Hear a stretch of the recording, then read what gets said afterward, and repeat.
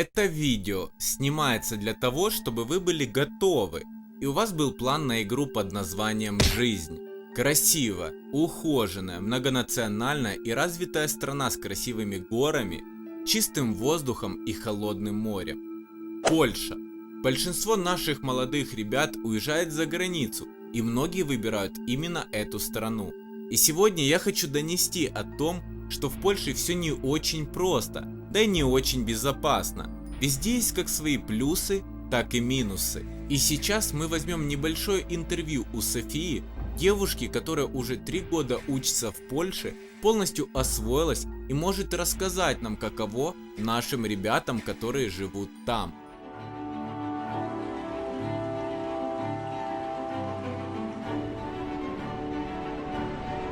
Привет, друзья! С вами на связи Богдан Зацепин, и перед тем, как начать данный видеоролик, я хочу попросить тебя обязательно поставить лайк и подписаться на мой канал, а также жать колокольчик, чтобы не пропускать все мои видео, ведь мне есть что вам рассказать.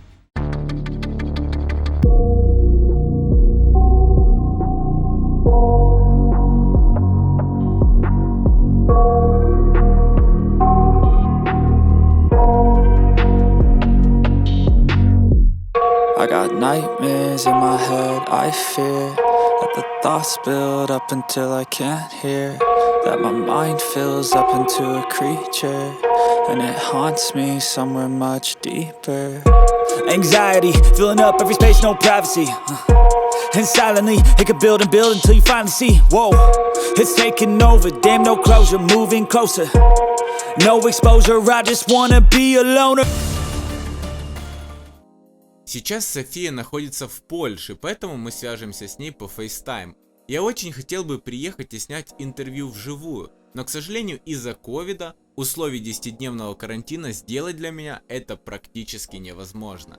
София, привет, расскажи нам, как ты сейчас себя чувствуешь? Как у вас проходит пандемия COVID-19, что с заболеваемостью и какие условия карантина и въезда в Польшу? Богдан, привет! Зрители Богдана, привет! Меня зовут София, я уже 3-й год живу и учусь в Польше. И сегодня я хочу ответить на какие-то интересные актуальные вопросы касаемо Польши. К сожалению, заболеваемость в стране снова выросла и все закрылось на жесткий карантин. В многих университетах дистанционка, люди все больше и больше болеют. На данный момент по статистике в день зарегистрированы 20 тысяч новых случаев. Насколько мне известно, в Украине гораздо меньше заболевших. У нас везде масочный режим. На улице желательно вообще не выходить, не гулять.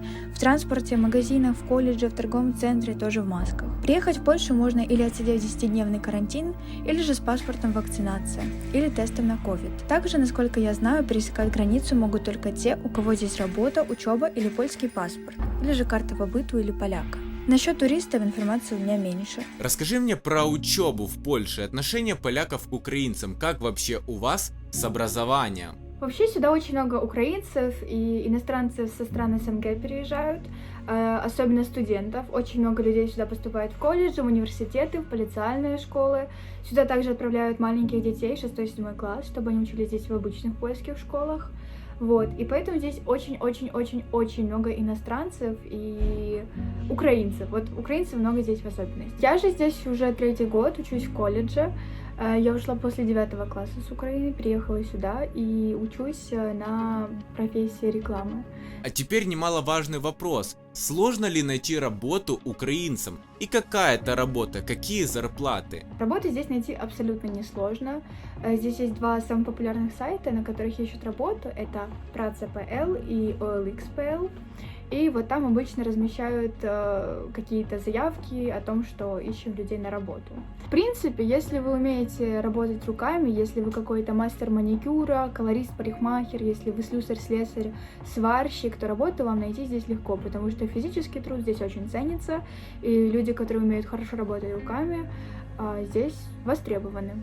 В основном люди, которые приезжают сюда работать, просто идут на завод, работают 12-часовую смену каждый день и зарабатывают довольно неплохо. Вот, их называют заробітчанами у нас на Украине, тому welcome, заробітчани, в Польше вас все чекают. Большинство людей, которые переезжают, они не знают даже языка. Вот сколько ты учила польский язык? Понимают ли нас поляки и украинский акцент, насколько он заметен для поляков? Я учила его год. Вначале я ходила на курсы групповые, занималась по субботам и воскресеньям по 2 часа. Вот, а потом, где-то спустя месяц-два, мне это очень быстро надоело. Я поняла, что я не вижу толку от этих занятий. И я просто начала заниматься онлайн по скайпу с полькой, которая не особо хорошо владеет русским языком. И вот так вот довольно быстро я выучила язык. Мы с ней на уроках общались о культуре польской, о религии, о каких-то праздниках, что нужно знать, когда ты приезжаешь в Польшу, какие-то необычные странные обычаи. И, в принципе, занятия были очень интересные. Поэтому, если вы хотите быстро выучить польский, то советую вам учиться именно с носителями.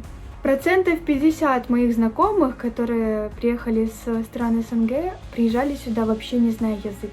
Они приезжали, вот зная просто, как будет привет, пока, как дела, и как сказать, дайте мне, пожалуйста, то-то, то-то. И в итоге вот таким вот моим знакомым было довольно тяжело, потому что они не могли сказать даже, как будет пакет в Бедронке. Пакет это у нас не как пакет, знаете, не торба, не пакет, а рекламовка. И чаще всего вот ходят такие приколы по Польше. Кассир тебе говорит, рекламовка треба? Они говорят, какая реклама, зачем? Нет, мне пакет, пожалуйста. В общем-то, такие вот мемы у нас ходят в Польше. Учите язык. Это понадобится вам, потому что без языка вы не сможете ничего объяснить, вы не сможете себе пополнить счет, вы не сможете даже пакет в магазине попросить. Больной вопрос для Польши – это националисты. Кто они? Что они делают и почему они представляют угрозу для украинцев? Богдан, да, ты прав. Здесь правда такое происходит, и это очень трагично и очень страшно. Поляки действительно нападают на украинцев. Особенно есть один день, не знаю, возможно, те, кто уже живет в Польше и смотрит это видео, знают. 11 ноября, День независимости Польши. Это день, когда все националисты толпами, группами с плакатами выходят и просто митингуют. Полиция польского города Торунь разыскивает группу людей, которая жестоко избила 5 граждан России, Украины и Белоруссии. Причиной конфликта стала русская речь. При нападении преступники выкрикивали нацистские лозунги.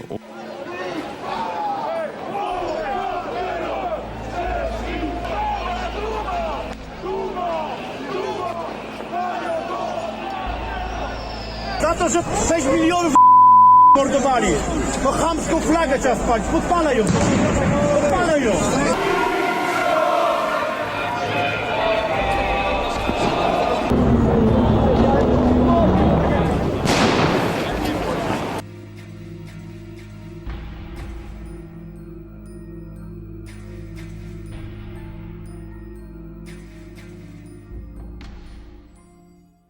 В этот день постоянно в Кракове, Варшаве, в больших городах происходят нападения.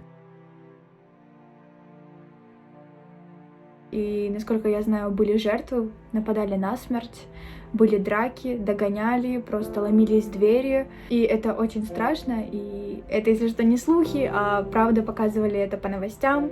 Варшава, Краков, почти каждый год 11 ноября происходят такие трагические ситуации. Поэтому всем рекомендуют, всем иностранцам, всем украинцам рекомендуют не выходить в этот день на улицы, не ходить нигде одним, не ходить нигде поздно и просто оставаться дома в безопасности. Зимы в Польше. Насколько мне известно, прошлая зима была самой сильной за последние 5 лет в Польше. Расскажи немного про это, как отмечают люди Новый год. Зима в Польше очень теплая, во всяком случае в том регионе, где живу я. Тут снега почти нет, тут нет прям такого холода, мороза, тут нет таких заморозков, метелей.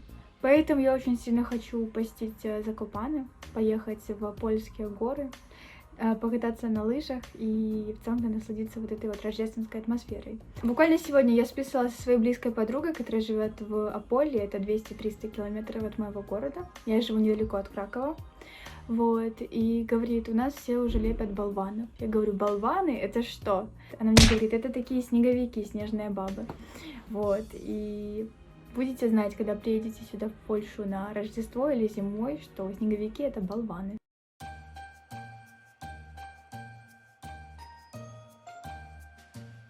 Сочельник и Рождество остаются семейными праздниками для поляков с оплаткой по желаниям, традиционным карпом, елкой с яблоками и колядками от дома к дому. Дух Рождества присутствует в Польше с конца ноября. Именно в это время открывают рождественские ярмарки с теплой едой, напитками, Святым Николаем, елкой, сувенирами ручной работы и тому подобное. Традиционное празднование Рождества в Польше начинается вечером 24 декабря. Этот день называют Вигилия. Его традиции имеют много общего с украинскими, но есть и несколько довольно необычных для нас. Вигилия – это семейный праздник, и они убеждены, что как провести сочельник, так пройдет и весь год. Поэтому стараются сделать этот день действительно сказочным и теплым. Традицией польского сочельника является пастерка. Так называется вигилийная служба Божья с громкими колоколами и колядками. Похоже на наш сочельник с 6 на 7 января. Именно на сочельник и взрослые, и дети в Польше ходят колядовать от дома к дому. За это они получают деньги или сладости, ходят с вертепами по городам и деревням еще в течение недели после Рождества, до Нового года.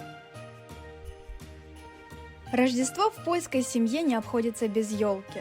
Необычность елки в Польше состоит в том, что кроме шаров, ее украшают большим количеством яблок, конфетами, орехами в фантиках, печеньем, звездами из соломы. Такие плоды символизируют урожай и плодовитость. На верхушке елки обязательно должна быть символическая вифлеемская звезда. Украшенное дерево ставят сразу же около стола на сочельник. Интересно, что под елкой есть ясли Иисуса, жлобек. На сочельник поляки обмениваются подарками, которые также ставят под елку. На второй день Рождества, 26 декабря, в некоторых польских костелах, особенно в селах, проводят традиционный ритуал. Здесь посыпают священника овсом, который посвящают в этот же день. Такие посыпки являются продолжением традиционной магии урожая поляков, которые приводили для плодовитости земли в следующем году. А уже на следующий день поляки начинают активную подготовку к Новому году. А правда ли, что 1 ноября у поляков День всех святых, и они ходят ночью на кладбище? Могла бы ты более подробнее рассказать? Богдан, да, ты прав. У поляков, правда, есть несколько странных традиций, которые украинцам и людям со стран СНГ вообще непонятны.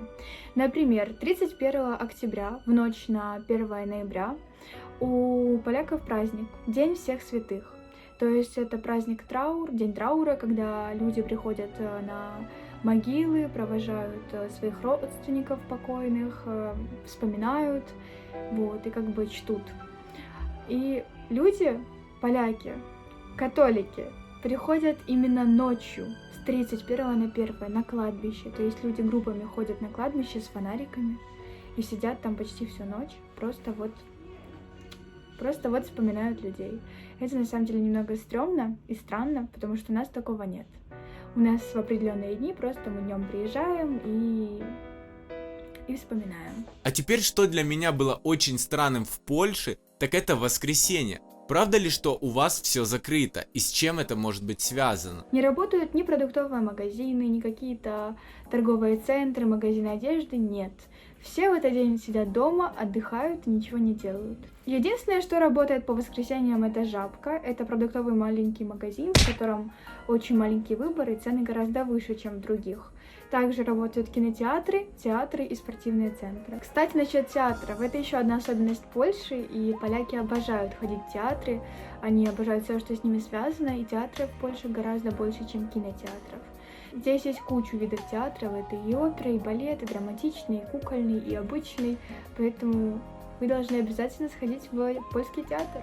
Давай немного поговорим про жилье, вот недвижимость. Какая цена на аренду квартиры?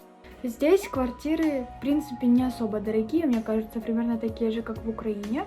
Квартиры здесь можно снять, если двухкомнатную, то от 800 до 2000 злотых. Это такая нормальная цена.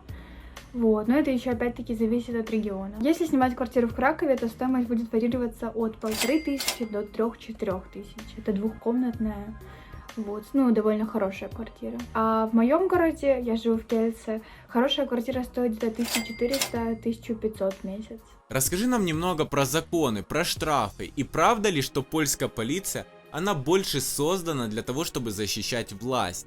Еще одной особенностью Польши является то, что здесь очень большие штрафы и очень сильно следят за законопослушностью граждан. Здесь постоянно по центру, по улицам ходят полицейские, едет машина. И здесь штрафы гигантские. То есть здесь дают штрафы в автобусе, если ты не купил билетик, и сумма доходит до 2000 гривен.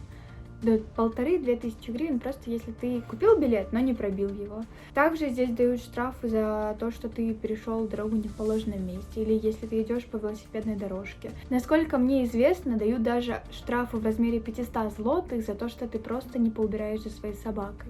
Вот у тебя есть собака, ты ее выгулял и не поубирал за ней, все. Если это как бы обнаружат или на тебя кто-то пожалуется, то за это дают штраф в размере 3500 гривен. Сейчас я хочу поговорить про серьезную религиозность поляков. Возможно, не все знают, но Польша – одно из самых религиозных государств в Европе.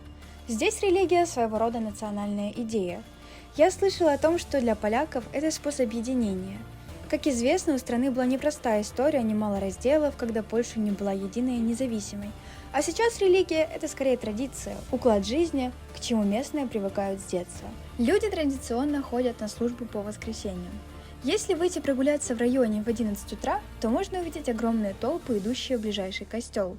Берут с собой детей любых возрастов, младенцев в колясках, а также подростков. Также из-за религии здесь запрещены аборт. А в прошлом году консервативная правящая партия пыталась ввести полный запрет абортов, но люди выходили на улицу сотнями, протестовали.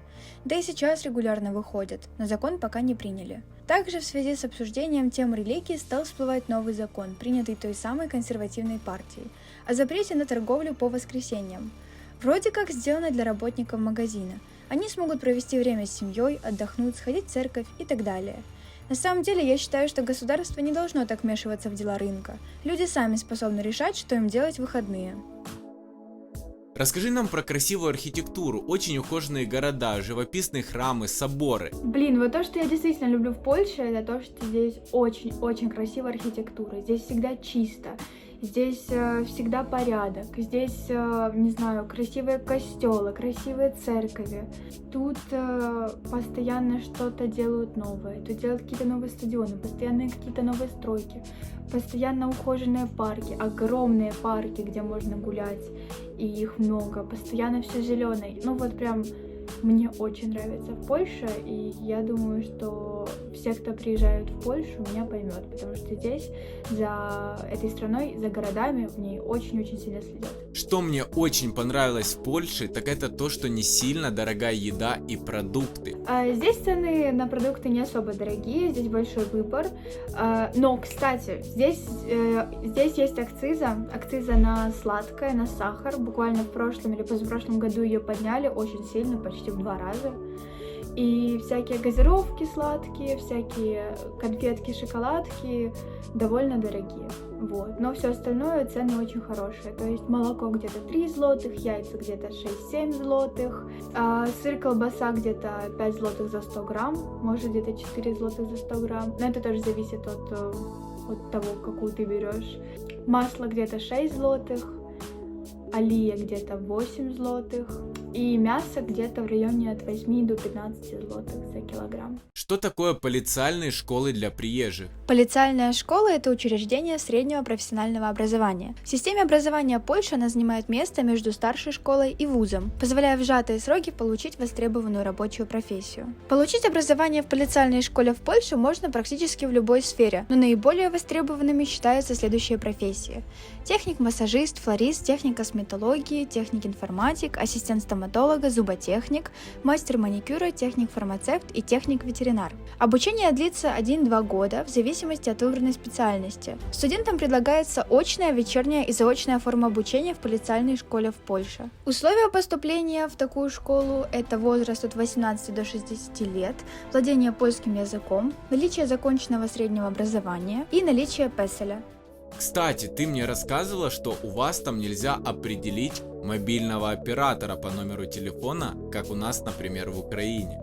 Здесь такого нет, потому что здесь все операторы между собой связаны и получают какой-то процент друг от друга. И давай напоследок задам тебе простой вопрос. Ты бы хотела остаться жить в Польше насовсем? Если нет, то почему? Богдан, я на самом деле не знаю. Я очень разносторонний человек и не могу и не хочу зацикливаться на чем-то одном или ограничивать себя. Польша мне безусловно нравится, здесь я чувствую себя очень комфортно, и я здесь уже прижилась. Но помимо Польши мне нравятся и другие страны, в которых я хотела бы какое-то время пожить. Я не хочу думать и говорить наперед, но я очень надеюсь, что в будущем останусь в какой-то из стран Европы навсегда.